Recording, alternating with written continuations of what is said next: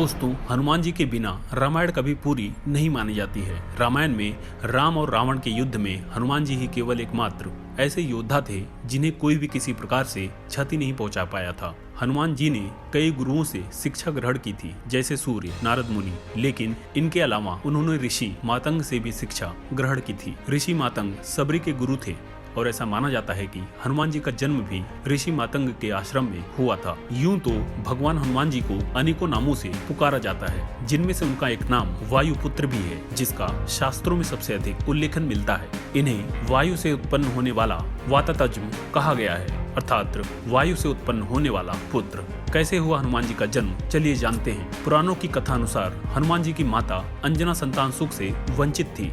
कई जतन करने के बाद भी उन्हें निराशा ही हाथ लगी।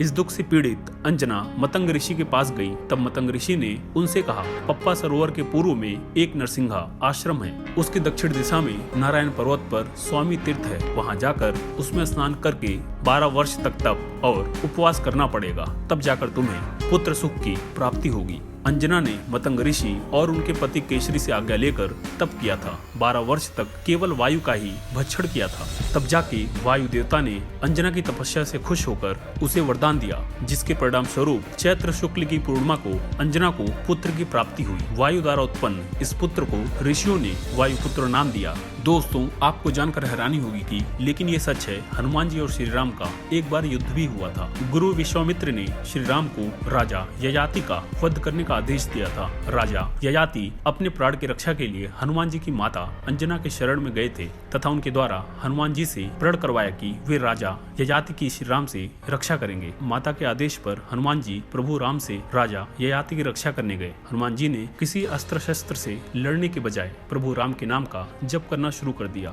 राम ने हनुमान जी पर जितने बाण चलाए वे सभी व्यर्थ गए। अंत में विश्वामित्र सहित सभी हनुमान जी की राम के प्रति श्रद्धा भक्ति देखकर आश्चर्यचकित रह गए और विश्वामित्र ने राम को युद्ध रोकने का आदेश देकर राजा ययाति को जीवन दान दिया था। दोस्तों, क्या आप लोगों को पता है हनुमान जी सदैव मां जगदम्बा के आगे आगे उनकी सेवा के लिए चलते थे। यही वजह है कि हर मंदिर जहाँ माता की प्रतिमा विद्यमान होगी वहाँ बजरंगबली की प्रतिमा भी अवश्य होती है। कहीं कहीं पर पवन पुत्र की गाथा माता वैष्णो देवी से भी जोड़ी जाती है। तो दोस्तों, ऐसी जानकारी के लिए वीडियो को लाइक करें, चैनल को सब्सक्राइब करें। धन्यवाद।